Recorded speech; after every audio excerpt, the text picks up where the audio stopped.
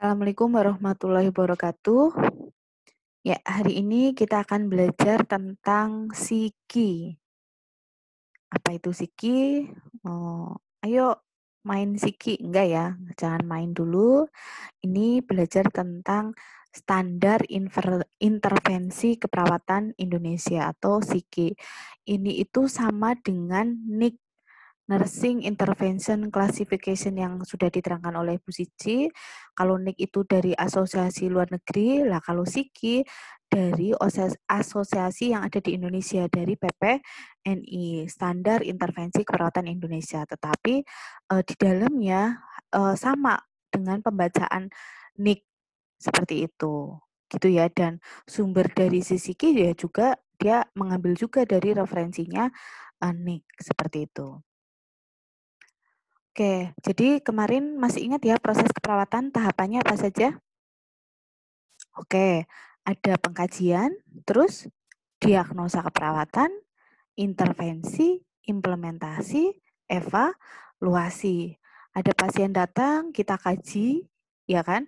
Terus ketemulah masalah, diagnosa keperawatan, habis ketemu masalah, otomatis saya punya tujuan untuk menyelesaikan masalah pasien dan saya menentukan rencana tindakan. Selanjutnya saya melakukan tindakan dan yang terakhir saya melakukan evaluasi. Nah, untuk menentukan diagnosa keperawatan, kemarin sudah belajar dengan Bu Suci maupun Bu Murni, ada SDKI, Standar Diagnosa Keperawatan Indonesia. Ini dari asosiasi yang ada di Indonesia, dari PPNI. Kalau dari luar negeri, asosiasi luar negeri menggunakan NANDA. Apa kepanjangan NANDA? Apa? North American Nursing Diagnosis Association. Nah, setelah ketemu SDKI, selanjutnya untuk menentukan tujuan dan kriteria hasil, kita kalau pakai asosiasi yang dari luar negeri menggunakan NOC, kalau yang dari Indonesia berarti menggunakan SLKI, Standar Luaran Keperawatan Indonesia. Lah, kalau sudah ada luaran, saya pengen mencapai apa? Otomatis butuh rencana tindakan. Ini rencana tindakan menggunakan SIKI, Standar Intervensi Keperawatan Indonesia. Lah, harapannya dengan adanya standar intervensi, otomatis perawat bisa menentukan intervensi yang sesuai dengan diagnosa. Harapannya itu, sehingga hasil akhirnya, outcome-nya adalah asuhan keperawatan yang diberikan ke pasien tepat, bermutu, dan berkualitas. Oke, ini pengertian. Intervensi keperawatan merupakan segala bentuk terapi yang dikerjakan oleh perawat berdasarkan pada pengetahuan dan penilaian klinis untuk mencapai peningkatan, pencegahan, dan pemulihan kesehatan pasien. Pasien ini bisa berupa individu, keluarga, maupun komunitas. Jadi, intervensi keperawatan ini terapi yang diberikan oleh perawat, tapi didasarkan pada pengetahuan. Jadi, orang sekarepe dewek, ada teorinya. Yang tujuannya adalah untuk mencapai peningkatan, pencegahan, dan pemulihan kesehatan pasien. Pasien itu bisa berupa individu, keluarga, maupun komunitas. Nah, di standar SIKI ini dia mencakup intervensi. Intervensinya itu berbagai level praktek, dari generalis, spesialis, berbagai kategori, nggak hanya ngomong fisik saja, tapi juga psikososial, nggak hanya ngomongin kuratif, tapi juga ngomongin preventif dan promotif, ngomongin pasien bukan hanya sebagai individu, tapi juga sebagai keluarga maupun komunitas. Dan intervensi ini ada intervensi mandiri sama kolaborasi. Dan intervensi komplementer. Jadi intervensi macam-macam ya. Nanti ada intervensi dependen. Dependen itu artinya apa? Tergantung. Intervensi yang tergantung. Contohnya apa? Terkait dengan tindakan kita pemberian obat, kan tergantung dari profesi dokter. Dokter ngomongnya berapa miligram. Itu berarti ketika saya memberikan injeksi obat 2 miligram, berarti saya melakukan tindakan dependen, tindakan yang tergantung. Gitu ya, tergantung dari profesi yang lain. Contohnya tadi profesi medis. Selanjutnya adalah tindakan independen. Independen. Misalnya ada mahasiswa bilang, aku pengen independen, Bu. Ngomong ke orang tuanya, aku pengen independen. Independen apa sih maksudnya? Independen itu artinya mandiri. Berarti tindakan mandiri perawat yang dia tidak tergantung dengan profesi yang lain. Contohnya apa? Terkait dengan kebutuhan dasar pasien, terkait dengan nafas, memposisikan pasien, terus mengajarkan batuk efektif, itu berarti tindakan independen, tindakan mandiri. Selanjutnya ada juga tindakan kolaborasi. Kolaborasi tadi termasuk pemberian obat? Enggak, kolaborasi di sini berarti apa? Bekerja sama dengan tenaga kesehatan yang lain, bukan hanya medis, tapi juga bisa ahli gizi, bisa juga fisioterapi. Jadi untuk secara tindakannya ada tindakan dependen, dependen itu tergantung, independen ini mandiri, selanjutnya ada tindakan kolaborasi. Terus di sini ada juga yang termasuk standar intervensi juga intervensi komplementer. Artinya intervensi komplementer itu contohnya apa? Berarti komplement, berarti semuanya tindakan yang tujuannya adalah untuk mengatasi masalah keperawatan pasien. Jadi bisa aja komplementer ini di sini adalah misalnya terkait dengan hipnoterapi, terkait dengan herbal, ini juga masuk di komplementer. Jadi terapi komplementer ya semua terapi yang tujuannya adalah untuk mengurangi masalah atau bukan hanya mengurangi tapi juga menyelesaikan masalah kesehatan pasien. Terus selanjutnya kenapa sih harus ada psiki? Tujuannya apa sih? Bukan kudu psiki, enggak ya. Tadi psiki apa kepanjangannya? Standar Intervensi Keperawatan Indonesia. Tujuan yang pertama adalah jadi panduan bagi perawat, bagi saya, dan bagi kalian dalam menyusun intervensi. Yang kedua, tujuan yang kedua adalah meningkatkan otonomi perawat. Jadi perawat ini loh, intervensi kita udah ada standarnya ini loh. Nah, itu akhirnya jadi meningkatkan otoritas kewenangan dari perawat. Selanjutnya adalah memudahkan komunikasi intraprofesional dan interprofesional. Kalau intra itu berarti di antara perawat itu sendiri. Oh, nek ngomongin intervensi ya udah terstandar sama semua yang ngomonginnya pakai psiki. Nah, kalau interprofesional berarti antara dokter dengan perawat, dengan tenaga ahli gizi ataupun dengan fisioterapis, itu kalau kita seragam semuanya ngomongin psiki, akhirnya mereka juga jadi tahu kayak gitu loh. Jadi antar rumah sakit itu semuanya sudah sama ya. Akhirnya tenaga kesehatan yang lain jadi mudeng bahwa psiki oh berarti intervensi. Selanjutnya adalah untuk meningkatkan mutu asuhan. Kalau sudah terstandar, sudah ada aturan mainnya, otomatis ya kualitas asuhan juga akan meningkat. Oke, proses keperawatan tadi sudah saya ulas di depan dari pengkajian. Kita lihat ya, ada asesmen pengkajian, terus selanjutnya adalah diagnosa keperawatan. Kita menggunakan SDKI, bisa juga kita menggunakan Anda. Standar yang ketiga adalah standar intervensi. Selalu yang pertama adalah tujuan dan kriteria hasil, outcome, NOC-nya atau SLKI, dan NIC-nya atau SIGI. Selanjutnya adalah dilaksanakan. Selanjutnya setelah dilaksanakan dilakukan evaluasi. Oke, kenapa sih harus distandarkan? Kenapa? Karena biar apa? Sama ya, intinya tuh biar sama, biar seragam penyebutannya. Nah, kalau otomatis kalau seragam kan otomatis jadi rapi, ya kan? Ibaratnya kalau baju itu jadi rapi, dilihat enak. Nah, ini juga sama. Jadi kenapa sih harus distandarisasi? Ya karena untuk jadi panduan, untuk seragam. Selanjutnya adalah ini lebih ke otonomi, terus pengembangan sistem informasi. Jadi kalau misalnya nanti mau sistem informasi, dokumentasi keperawatan menggunakan sistem informasi, ya nanti sama dengan di luar negeri. Oh kita pakai label SIGI ini, kalau di luar negeri kan label NIC, kalau di kita berarti label SIGI. Terus untuk pembelajaran pengambilan keputusan, terus penentuan biaya karena tadi seragam sama, oh kalau intervensi yang mandiri biayanya segini, berarti nanti harapannya antar rumah sakit itu sama. Terus pengkomunikasian keperawatan ke tenaga kesehatan yang lain tadi untuk meningkatkan komunikasi interprofesional. Jadi ngomongin intervensi, oh kita ngomong psiki, dokter juga akhirnya tahu, oh itu intervensinya perawat untuk menyelesaikan masalah keperawatan pasien. Oke, terus selanjutnya sistem klasifikasi. Sistem klasifikasi itu pengelompokan. Kalau di Nanda ada yang namanya domain ya, iya kan di Nanda ada berapa domain? Ada 13 domain ya. Nah, ini sama. di Psiki itu juga ada klasifikasinya, ada taksonominya. Maksudnya domain atau klasifikasi gimana? Maksudnya penggolongan. Jadi misalnya kalian ke Rita nih, ke Rita Isola misalnya. Ke Rita mau beli buah, ya berarti kalian masuk ke kategori buah, iya kan? Tinggal mau buah yang mana? Mau buah apel, ya berarti masuk ke klasifikasi apel. Lah, tinggal kalian mau apel yang mana? Apel yang merah apa yang hijau? Ya udah tinggal milih gitu. Jadi pengklasifikasian per domain itu berarti pengelompokan pengelompokan ya. Nah, Siki ini diklasifikasikan sama dengan klasifikasi dari SDKI, Standar Diagnosa Keperawatan Indonesia. Terus klasifikasi dari Siki itu ada 5 kategori. 5 kategori turun dipecahkan jadi 14 kategori. 14 kategori turun jadi total sudah ada sejumlah 623 intervensi. Tuh, tabungan tindakan perawat itu banyak banget. Jadi jangan sampai kalian besok ke rumah sakit tindakannya mengkaji, memonitor. Lewong pasien punya masalah cuma diliatin, apa masalahnya akan selesai? Kan enggak, ya.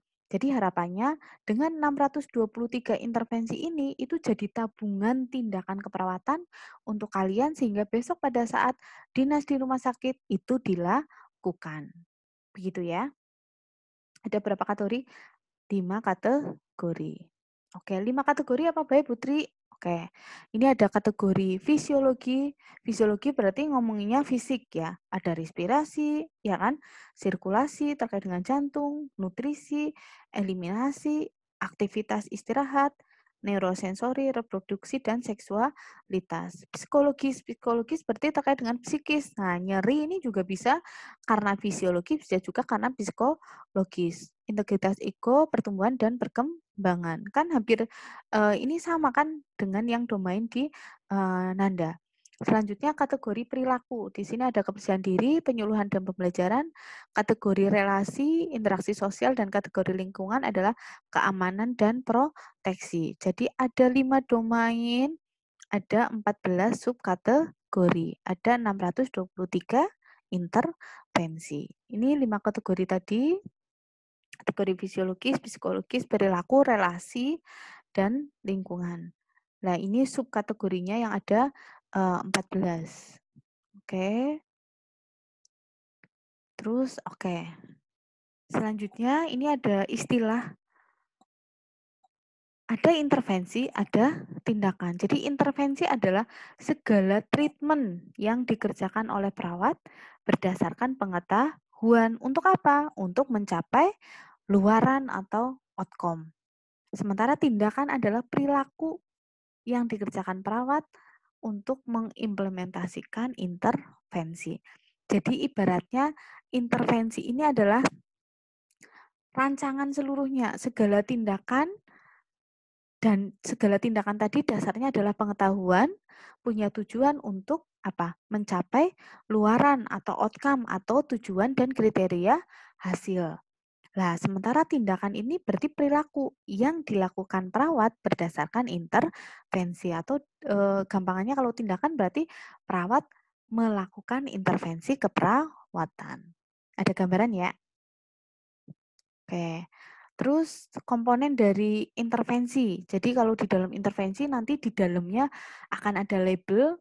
Putri kalau NIK berarti ada label NIK. Ada definisi, ada tindakan, dan ada referensi. Ini sama kayak NIK ya. Ada label NIK-nya, ada definisinya. Malah kalau di NIK ada kodenya ya. Terus ada definisi, ada tindakannya. Tindakannya kalau secara teori ada tindakan apa? Dependent, independent, kolaborasi ya. Nanti kalau yang tindakan yang di Psiki ada nanti dijelaskan di belakang. Oke, label intervensi. Berarti sama dengan label NIK. Label intervensi di sini ada aturan mainnya bahwa berupa kata benda, bukan berupa kata kerja. Karena kalau kata kerja barulah kalimat tindakan. Nanti kita lihat di contoh di belakang. Terus selanjutnya idealnya terdiri dari 3 kata. Ini cuma label loh ya, bukan kalimat tindakan label. Berarti ibaratnya cuma judulnya, contoh, bukan judul, ya judulnya. Terus kapitalkan setiap awal kata, label mencakup sekitar 18 deskriptor yang memerlukan penyeragaman definisi. Oke, ini adalah deskriptor label intervensi. Jadi ini yang tadi saya bilang, ini adalah label dari NIC. Contohnya kata depannya manajemen. Nanti ada juga kalimat utuhnya adalah manajemen jalan nafas atau manajemen batuk efektif atau manajemen nyeri. Begitu ya. Mudeng ya. Label itu cuma penamaan aja. Terus ini sama. Oke. Selanjutnya adalah tindakan. Awali setiap kalimat dengan kata kerja. Ya, dengan kata kerja. Nanti kita lihat contoh di belakang. Terus habis itu hindari menggunakan kata kaji, observasi, dan evaluasi. Lebih dianjurkan menggunakan kata-kata periksa, identifikasi, monitor. Nah, periksa, identifikasi, monitor ini adalah kata kerja. Mudeng ya, makanya tadi anjurannya adalah menggunakan kata kerja. Terus di tindakan ini hindari menyebutkan merek. Jadi jangan sampai di intervensi kalian menuliskan injeksi amoksilin misalnya atau berikan obat oral amoksilin 2 kali 5 gram lah misalnya. Udah sebut nama. Nama obat itu nggak boleh ya. Selanjutnya adalah hindari mengkombinasikan dua ide dalam satu tindakan. Terus fokus pada tindakan yang kritis. Ini penting nih. Tambahkan kata jika perlu atau sesuai kebutuhan. Contoh ya, kalimat di NIC misalnya adalah untuk tindakan adalah lakukan section jika perlu. Gitu ya. Lah, nanti pada saat itu kan namanya intervensi ya, mesti rancangan. Aku arep ngapa ya? Oh iya, lakukan section jika perlu. Jika perlu loh ya. Jadi kalau pasiennya sadar nggak usah di section, suruh aja untuk batuk efektif. Nah, nanti kok masih diimplementasi, kalian nulis melakukan section jika perlu. Nggak mungkin diimplementasi itu masih ada kata-kata jika perlu. Karena jika perlu kayak sih mikir-mikir, iya pora ya. Nah, kalau yang namanya sudah implementasi ya dia artinya jadi melakukan atau tidak. Kalau melakukannya ditulis, kalau enggak ya berarti nggak usah ditulis. Mudeng ya. Terus selalu periksa konsistensi antara tindakan dengan definisi intervensi, jelas. Susun tindakan secara sekuensil jika dimungkinkan. Jadi tindakannya dikelompokkan. Nanti dari sisi kinya sudah ada. Oke, terus untuk level intervensi itu ada 2, level 1 sama level 2. Yang pertama adalah intervensi utama, yang kedua adalah intervensi pendukung. Jadi kalau intervensi utama ini adalah utama yang disarankan oleh psiki untuk mengatasi masalah kesehatan pasien. Nah, kalau pendukung namanya saja pendukung, berarti tambahan. Kita lihat satu-satu. Nah, ini intervensi utama merupakan intervensi prioritas karena bersifat resolutif. Resolutif itu berarti menyelesaikan masalah ya.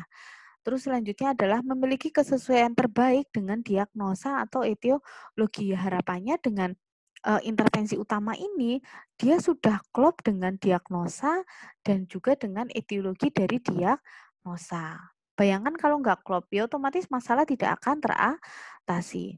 Selanjutnya adalah memiliki banyak tindakan yang dapat mengatasi masalah. Jadi kalau intervensi utama itu tindakannya lebih banyak dibanding yang pendukung.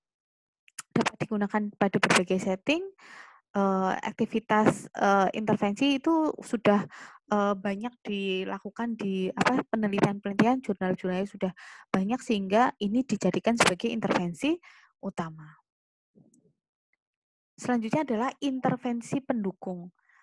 Intervensi pendukung namanya saja pendukung, otomatis dia bukan prioritas. Jadi dia nggak resolutif, tapi dia dapat membantu mengatasi masalah, gitu ya.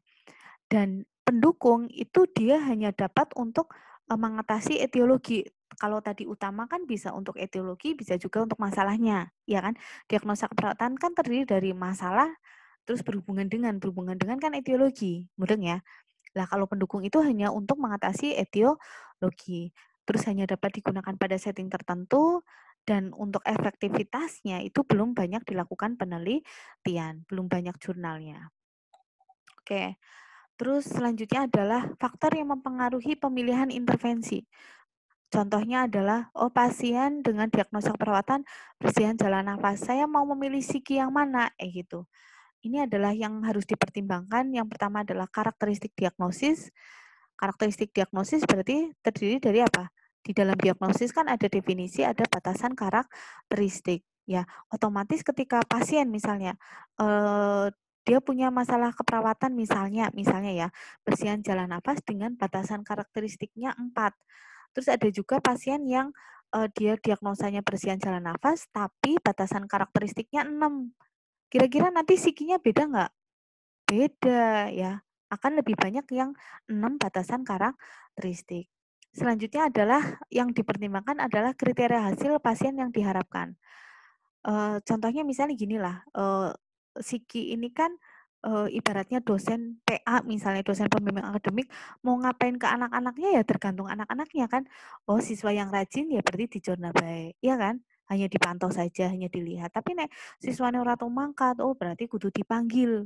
Nah, sama seperti ini, psikinya mau banyak atau enggak ya tergantung juga kriteria hasil yang mau dicapai oleh pasien. Contoh, kalian ingin merawat pasien agar 5, misalnya ya,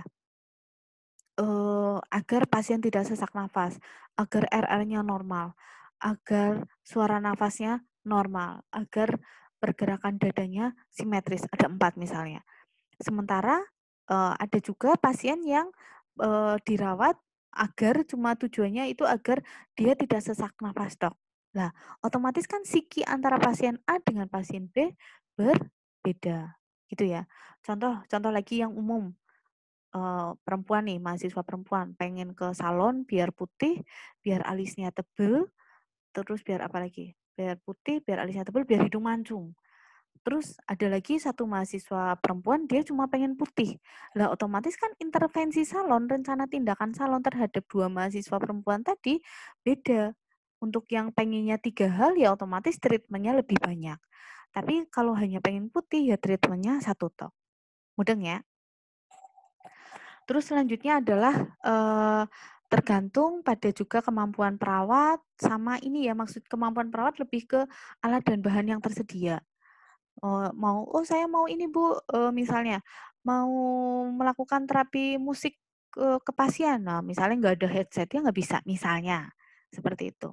Terus tergantung juga penerimaan pasien, tergantung hasil-hasil penelitian, sama tergantung pada keputusan klinis, clinical privilege. Oke, ini adalah contoh tautan SDKI dan psiki. Jadi mau menentukan psiki apa tergantung pada diagnosa keperawatan ya. Jadi diagnosa keperawatannya fix dulu. Kemarin saya bilang pengkajiannya salah, diagnosanya salah, ya kan psikinya salah ya. Makanya ini diagnosanya salah ya otomatis psiki salah, SLKI salah. Kayak gitu. Itu ya. Ini ada intervensi utama. Tadi intervensi utama ini adalah intervensi dengan tindakannya lebih banyak, dia berdasarkan hasil penelitian itu dia lebih bisa untuk menyelesaikan masalah maupun etiologi, tapi kalau pendukung dia hanya untuk mengatasi etiologi dari diagnosa keperawatan. Oke, ini cara membacanya ada juga di video selanjutnya ya. Bagaimana cara membuka buku psiki sama dengan NIK. Jadi kita lihat dulu tautannya. Kalau yang di NIK link ya, nama lainnya link. Kita lihat dulu diagnosa keperawatan pasien. Contoh, kita lihat yang pertama, diagnosa keperawatan pasien misalnya ansietas. Kalian buka halaman 20 Romawi, terus misalnya pasien mengalami diagnosa keperawatan ansietas. Berarti saya akan menuju ke halaman 452. Oke. Terus 452, nah ini misalnya di sini, nah ini kan ansietas ya, ada intervensi utama sama intervensi pendukung. Ada reduksi ansietas, ada terapi relaksasi. Lah besok kalian ini harus sudah mencantumkan yang utama ya, karena utama ini yang bisa digunakan untuk menyelesaikan masalah dan mengatasi etiologi dari diagnosa keperawatan. Contoh ya, kita masuk ke reduksi ansietas. Nah, cara mencari reduksi ansietas caranya bagaimana?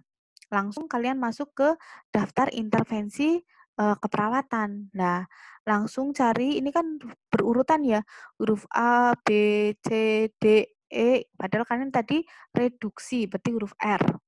Oke, nah ketemu, ini saya sudah lingkari reduksi ansietas halaman 387. Ya udah langsung saja menuju halaman 387. Lah, ketemulah di sini. Ini yang tadi saya bilang, karena ini fotokopian, mohon maaf. Reduksi ansietas di sini ada definisi, ada tindakan. Tadi saya bilang bahwa tindakannya ada independen, dependen maupun kolaborasi. Kalau yang psiki di sini dia ngomongin tindakan perawat yang observasi. Ingat loh, ini kalimatnya pakai kata kerja. Misalnya di sini ada temani pasien, dengarkan. Nah, nanti kemarin sudah diajari Bu Suci, nanti kalau menulis implementasi, berarti kalimatnya diganti dengan bukan dengarkan, tapi mendengarkan, memotivasi, menemani. Mudah ya? Ini tindakan observasi berarti perawat melihat, terapeutik berarti tindakan yang terapi, namanya saja terapi, tindakan yang bertujuan untuk mengurangi, menghilangkan masalah. Selanjutnya adalah tindakan edukasi, berarti di sini adalah melakukan pendidikan kesehatan. Terakhir adalah tindakan kolaborasi. Misalnya ini, kolaborasi pemberian obat ansietas jika perlu loh ya. Kalau nggak perlu ya berarti nantinya nggak usah ditulis di implementasi. Saya ulangi, macam tindakannya ada observasi, terapeutik, terapi untuk menyelesaikan masalah, edukasi, melakukan pendidikan kesehatan, dan kolaborasi. Oke, saya rasa itu nanti kalau ada yang ditanyakan, jadi pesan Putri, ketika sudah ketemu diagnosa keperawatan, selanjutnya adalah mencari SLKI, selanjutnya adalah mencari psiki, psiki itu yang intervensi utama ditampilkan semuanya. Oke, saya rasa itu nanti ada yang ditanyakan, kita silakan tuliskan di forum, nanti insya Allah saya jawab. Terima kasih, saya akhiri. Wassalamualaikum warahmatullahi wabarakatuh.